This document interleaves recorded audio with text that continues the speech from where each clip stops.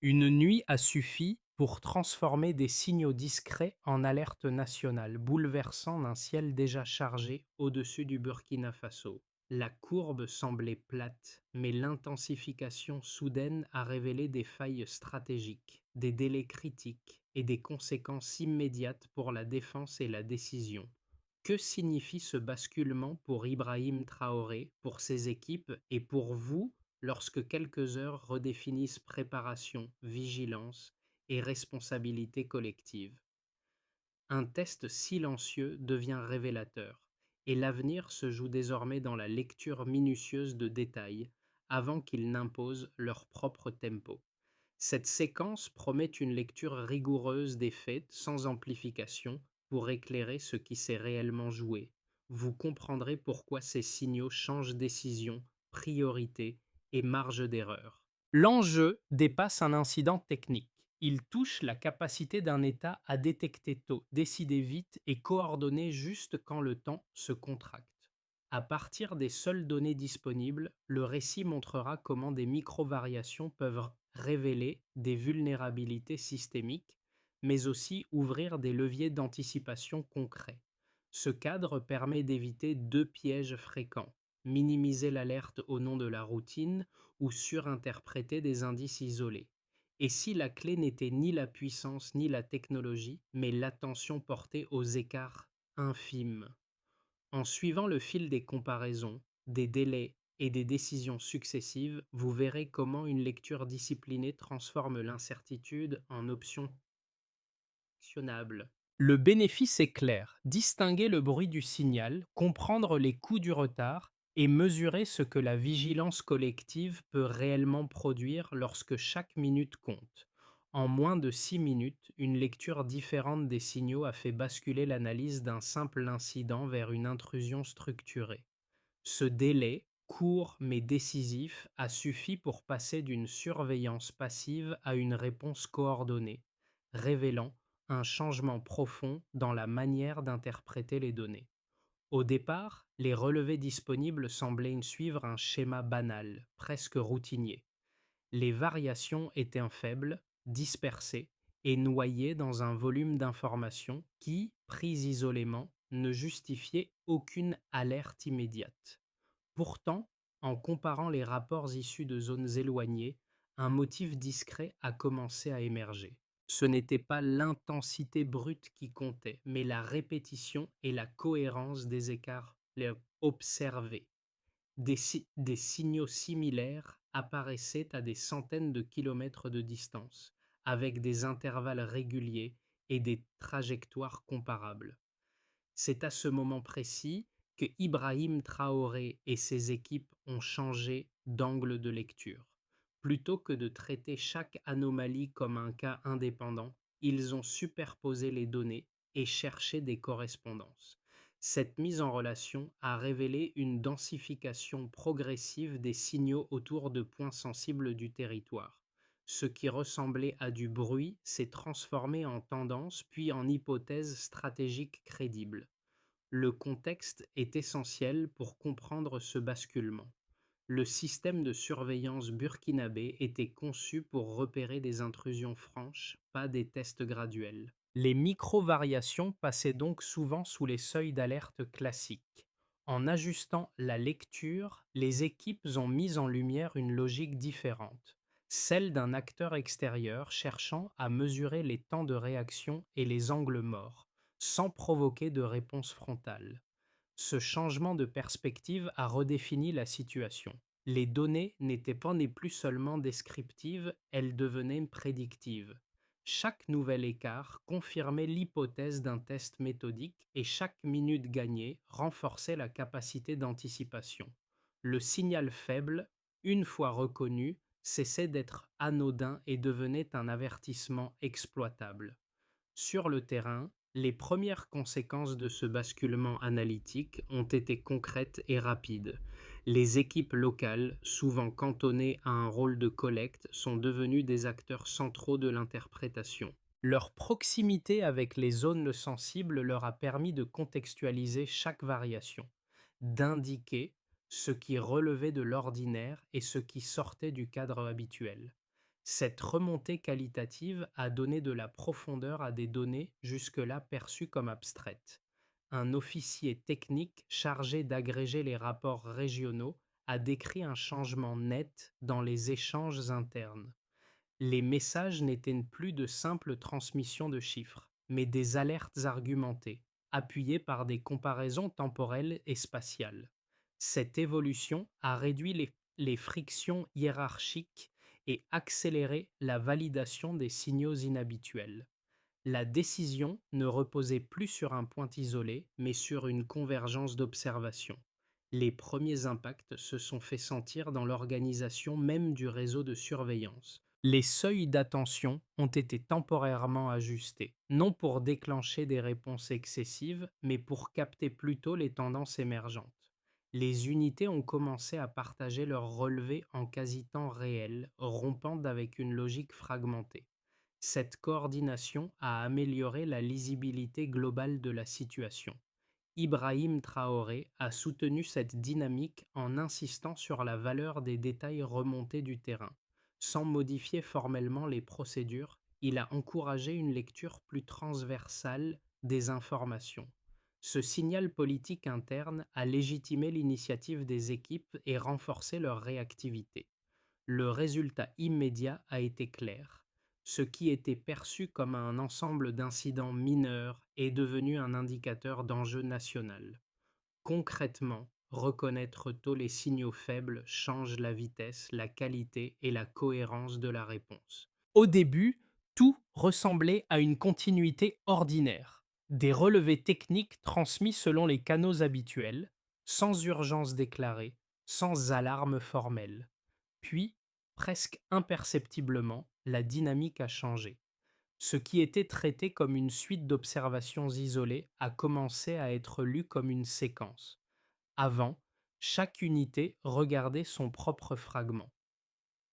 Les fragments ont été alignés, comparés, puis reliés. Ce passage du local au systémique a déclenché la chaîne des événements. La première phase a été celle de l'activation silencieuse. Les équipes ont repris les rapports des heures précédentes, non pour chercher une anomalie spectaculaire, mais pour mesurer les écarts cumulés. Les intensités variaient peu, mais leur régularité interrogeait. Les fréquences n'explosaient pas, mais elles se resserraient. Cette accumulation a suffi pour modifier l'état d'esprit opérationnel. Il ne s'agissait plus d'attendre un signal fort, mais de comprendre un mouvement en cours. Vient ensuite le moment de la montée en tension. Les comparaisons interrégionales ont mis en évidence des similitudes troublantes.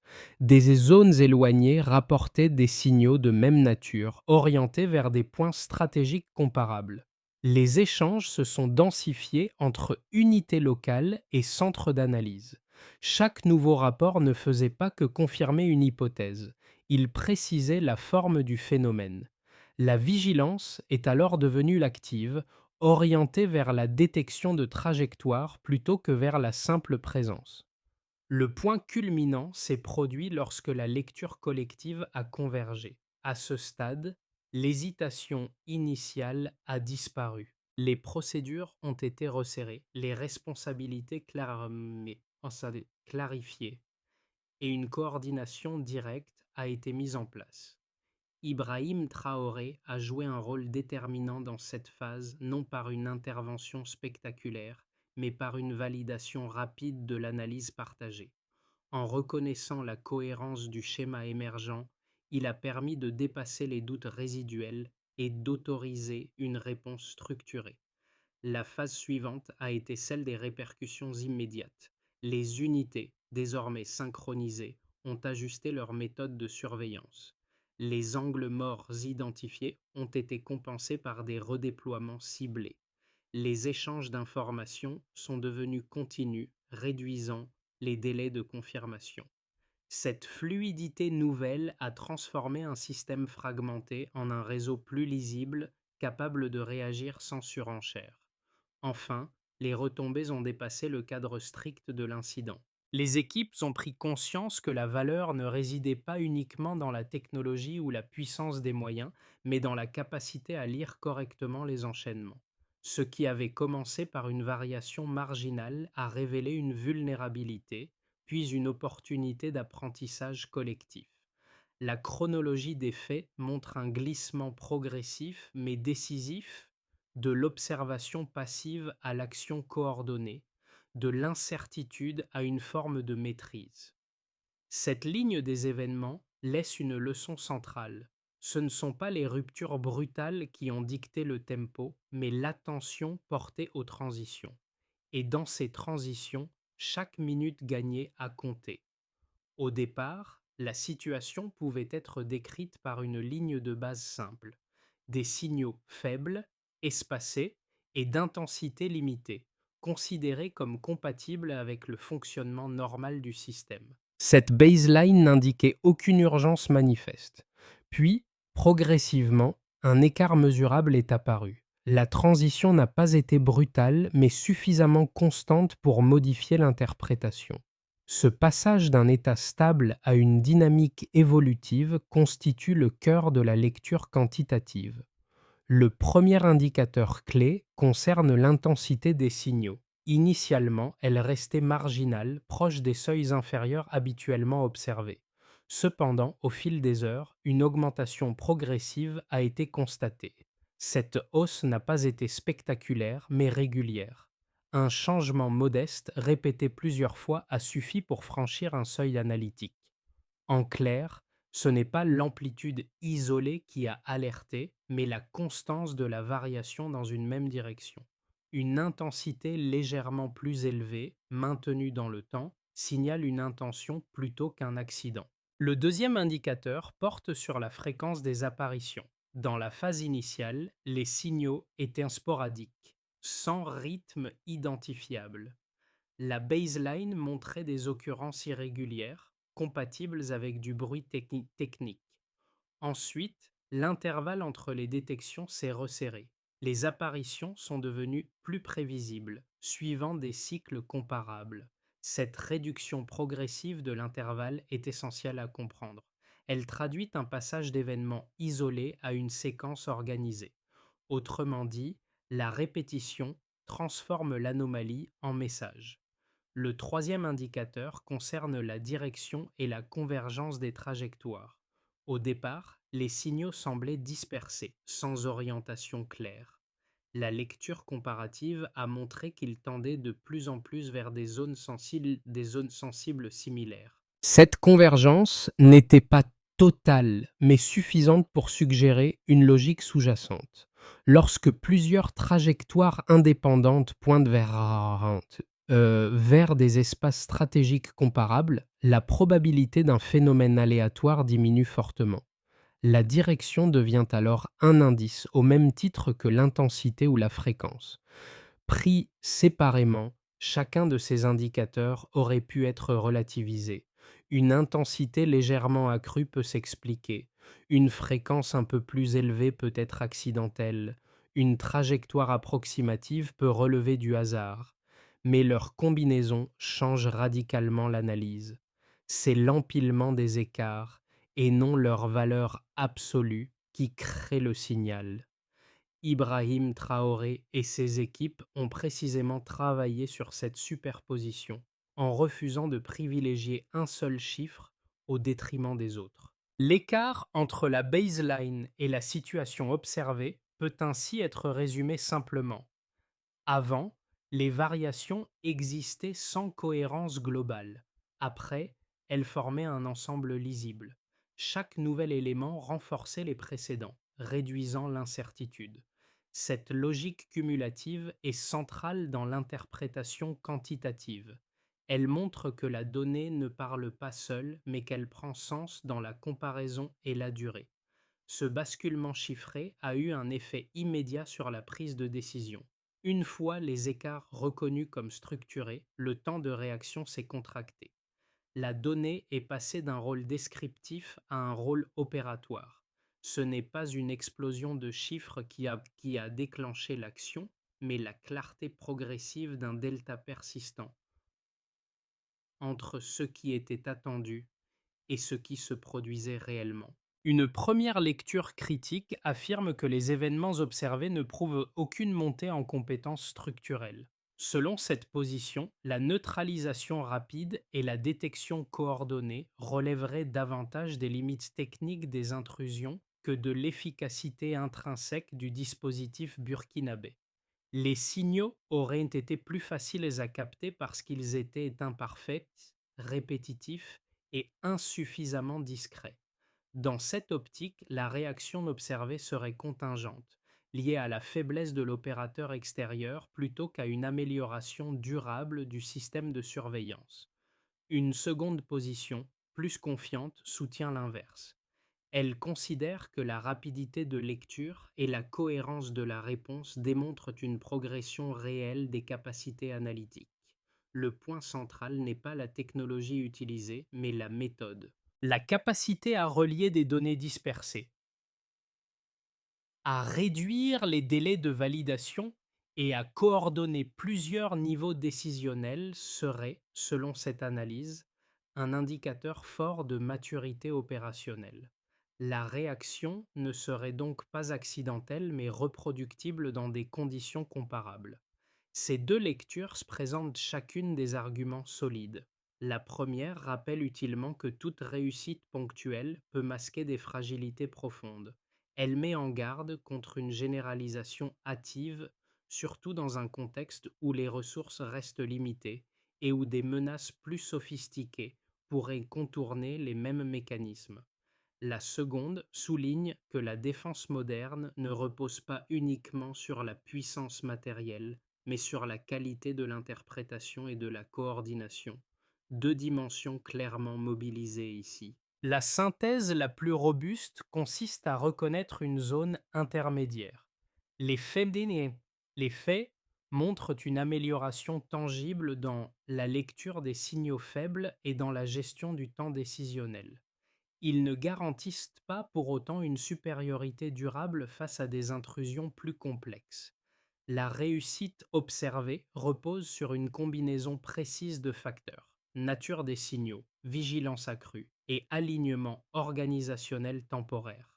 Modifier l'un de ces paramètres pourrait en réduire l'efficacité. Ce débat révèle un point essentiel. La question n'est pas de trancher entre succès ou illusion, mais de mesurer ce qui est réellement transférable et consolidable. La solidité d'un système se juge moins à une victoire qu'à sa capacité à apprendre, ajuster et répéter sous contrainte. C'est sur ce terrain, plus que sur celui de l'événement lui-même, que se joue l'évaluation stratégique.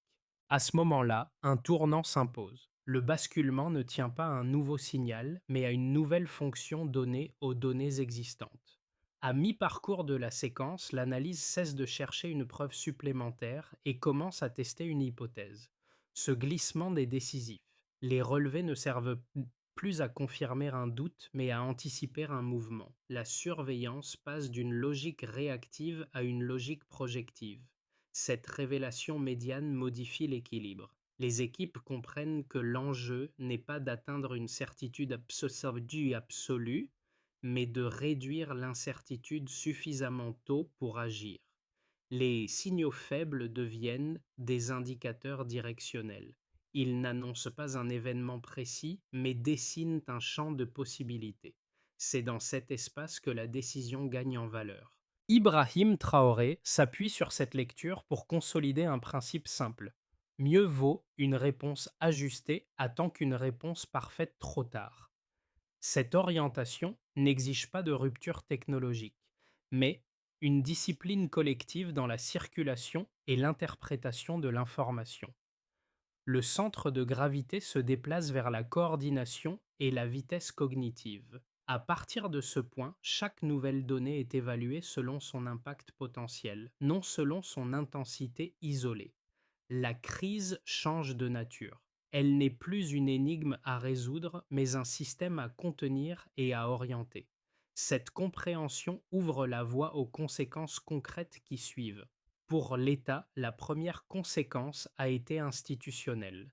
La séquence a mis en évidence une capacité accrue à réduire les délais entre détection et décision. Ce raccourcissement du cycle a renforcé la crédibilité interne de l'appareil de sécurité.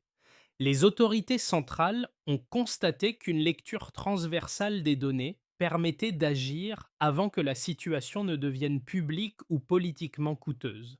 Sous l'impulsion d'Ibrahim Traoré, cette expérience a servi de référence implicite pour réévaluer les priorités. Moins de focalisation sur l'événement spectaculaire, davantage d'attention portée aux signaux précurseurs et à la coordination interservices. Pour les acteurs économiques, l'impact a été plus indirect, mais tout aussi réel. Les zones stratégiques, longtemps perçues comme vulnérables à une observation discrète, ont changé de statut. La démonstration d'une vigilance opérationnelle a modifié les anticipations. Les entreprises opérant dans des secteurs sensibles ont compris que l'environnement de sécurité évoluait vers une surveillance plus fine, moins tolérante aux intrusions répétées. Cette perception a entraîné des ajustements prudents, notamment dans la gestion des risques et des échanges d'informations avec les autorités, sans pour autant provoquer de ruptures brutales. Du côté des citoyens, la conséquence principale a été psychologique et sociale. L'épisode a donné une forme tangible à une sécurité souvent abstraite. Les signalements locaux, autrefois considérés comme marginaux, ont été reconnus comme utiles dans une chaîne plus large d'analyse. Cette reconnaissance a renforcé le sentiment que la vigilance ne relevait pas uniquement des forces spécialisées, mais d'une responsabilité partagée. Le message implicite était clair. L'observation quotidienne, lorsqu'elle est structurée et relayée, peut contribuer à la protection collective sans créer de climat de peur. À l'échelle régionale, les effets ont dépassé le cadre national. Les partenaires et observateurs ont pris note de la capacité du Burkina Faso à lire et neutraliser des dynamiques discrètes. Sans modifier immédiatement les équilibres géopolitiques, cet épisode a introduit un doute stratégique chez les acteurs extérieurs. Une surveillance jugée auparavant permissive apparaissait désormais plus attentive et plus cohérente. Cette évolution a influencé les calculs régionaux, notamment en matière de coopération sécuritaire et de tests indirects des dispositifs nationaux. Ces quatre niveaux d'impact partagent un point commun. Aucun ne repose sur une démonstration de force spectaculaire. Tous découlent d'un même principe: la valeur accordée à l'interprétation collective des données. La conséquence la plus durable n'est donc ni militaire, ni économique, ni sociale prise isolément, mais systémique. Elle réside dans la transformation d'une culture décisionnelle. En reliant ces effets, Ibrahim Traoré a pu inscrire l'épisode dans un récit plus large de responsabilisation et d'apprentissage. L'enjeu n'est plus seulement de réagir à une menace, mais d'intégrer cette expérience comme un repère. Ce repère sert désormais à évaluer d'autres situations, même lorsqu'elles semblent moins urgentes. La question qui demeure est simple et ouverte. Comment maintenir cette qualité de lecture et de coordination lorsque la pression retombe et que l'exception redevient la norme? Dans un scénario de base, la dynamique observée se stabilise sans rupture majeure. Le système de surveillance conserve les ajustements issus de l'épisode, mais n'évolue que par petites touches.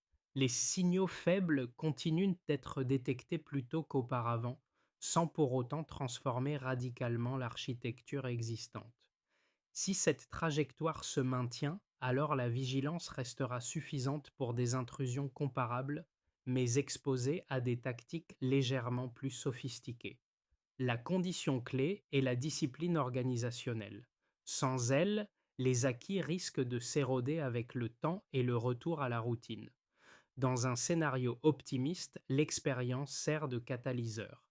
Les équipes capitalisent sur la méthode, affinent les comparaisons interrégionales et réduisent encore les délais de validation.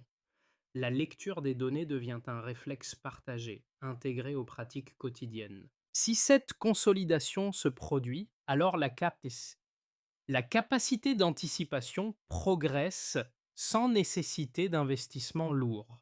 La coopération interne gagne en fluidité et la confiance dans la chaîne décisionnelle augmente. Ce scénario suppose une continuité dans le leadership et une priorité maintenue sur la formation analytique plutôt que sur la seule acquisition d'outils. Le scénario pessimiste envisage une adaptation adverse plus rapide que prévu. Les intrusions deviennent plus diffuses, moins répétitives et conçues pour brouiller précisément les indicateurs utilisés jusqu'ici. Si cette évolution se confirme, alors le système actuel atteint ses limites. Les signaux deviennent trop ambigus pour déclencher une réponse claire sans risquer de fausses alertes. Dans ce cas, le choix se resserre. Investir pour franchir un seuil technologique ou accepter une zone grise plus large entre détection et décision. Chaque option comporte des coûts financiers ou stratégiques. Ces trois scénarios partagent un point commun. Aucun n'est figé. Ils dépendent de décisions cumulées, souvent discrètes, prises sur la durée. Le futur ne se joue pas dans un événement unique, mais dans la capacité à maintenir l'attention lorsque la pression diminue. La question centrale n'est donc pas laquelle de ces trajectoires se réalisera, mais comment préparer le système à naviguer entre elles. Une recommandation de fond s'impose. Penser en termes de conditions plutôt que de prédictions. Si les comparaisons restent systématiques, si les délais continuent de se réduire, si la coordination demeure prioritaire, alors la marge de manœuvre s'élargit. À l'inverse, si l'un de ces piliers s'affaiblit, l'incertitude reprend le dessus. Pour une première catégorie de personnes directement exposées aux questions de sécurité, cette séquence a modifié la perception du risque. Elle a montré que la protection ne dépend pas uniquement de moyens visibles, mais de la qualité de l'attention portée aux signaux quotidiens. La leçon est concrète. Observer, signaler et contextualiser peut avoir un impact réel lorsqu'un cadre existe pour exploiter ces informations. Cette prise de conscience renforce le sentiment d'utilité individuelle dans un dispositif souvent perçu comme lointain. Pour un second groupe, composé d'acteurs professionnels et institutionnels, l'épisode a servi de rappel méthodologique. Il souligne l'importance de la circulation fluide de l'information et de la confiance entre niveaux hiérarchiques.